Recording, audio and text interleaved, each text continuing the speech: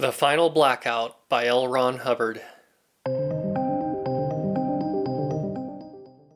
So as most of you are probably aware, I'm doing this series called The Masterpieces of Science Fiction, and this is a list of 140 books that Easton Press has put together. And now I've read 51 of these books. And I guess I'll start off by saying this is probably one of my least favorite books on the list so far. The reading enjoyment was pretty low on this one. It was a short book. That was kind of one of its saving graces. And then when you look back and put this book into a little bit more context, one of the facts is that it was written in 1939.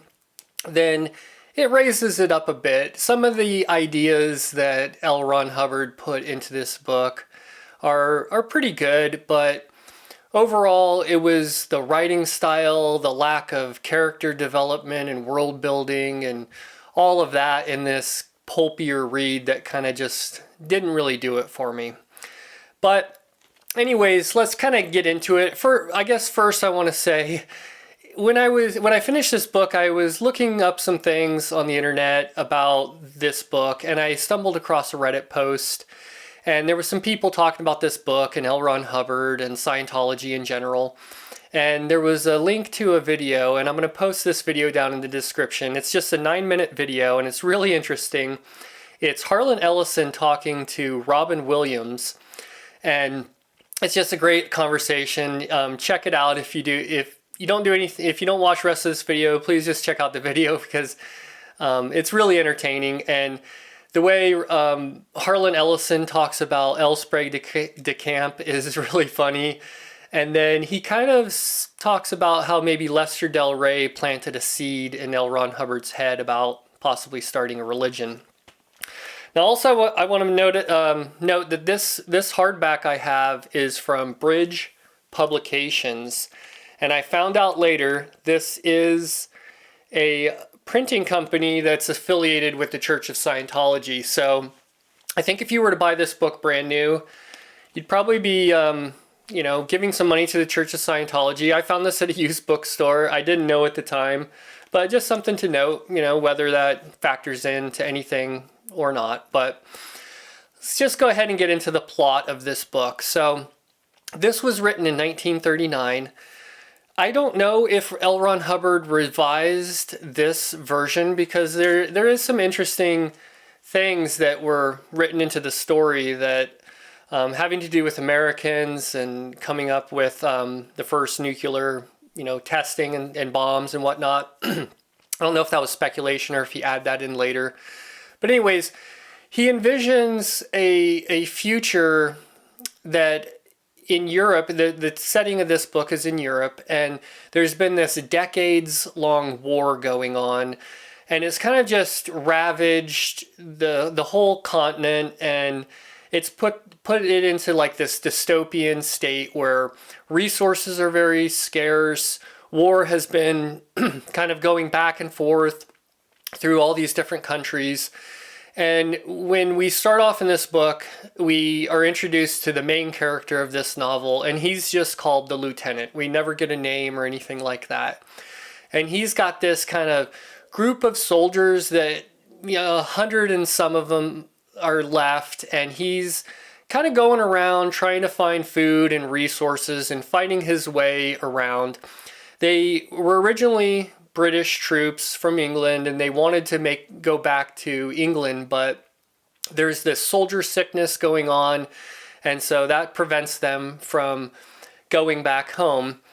Now later a cure is found for this soldier sickness, and they're able to go back to England, and he kind of ends up taking over the country, and I wouldn't call it a dictatorship. They're definitely this strong military presence, and it's like the people have no other choice but to kind of accept him, and it does improve their life a little bit. But the book kind of goes on. There's some long kind of battle scenes. He's one of these characters that can outsmart everyone, outfight everyone. And if you know anything about L. Ron Hubbard, and if you've heard him or read about him talking about his own life, it It's probably very exaggerated, and it's hard to not see some of that come off in this character in a way. And you know, the writing was very pulpy. L. Ron Hubbard was writing all kinds of pulp stories at this time before he started getting into these, you know, massive books like Battlefield Earth, which is like 1,000-page, I don't even know, space opera, I guess. I don't really have much desire to read that one. But this is definitely more in this pulpy vein. It's a quick read. The writing is kind of dull and bland. If you look at the cover art that I used in my thumbnail, that's kind of the feeling I got reading this book. It was dark, dull, drab, lack of depth. You know, there was just this descriptive prose that was telling you what was going on. There wasn't even a lot of world building in this dystopian Europe that he kind of set up. So it was just not that entertaining of a read for me. You know, I didn't really ever have a desire to read anything from L. Ron Hubbard just because of, you know, all the stuff that everyone knows about him now. But I guess this one, and Harlan Ellison mentions a couple other books in there that sound sort of interesting, like Fear and Typewriter in the Sky. So I don't know if I'll ever get to those, but I guess I can say I've checked off an L. Ron Hubbard book off my list. But like I said, I don't really recommend this to many people unless you just want to read something that was considered a masterpiece of Golden Age science fiction. I mean, it has high praise. You got Robert Heinlein in the back here praising it, Jerry Purnell.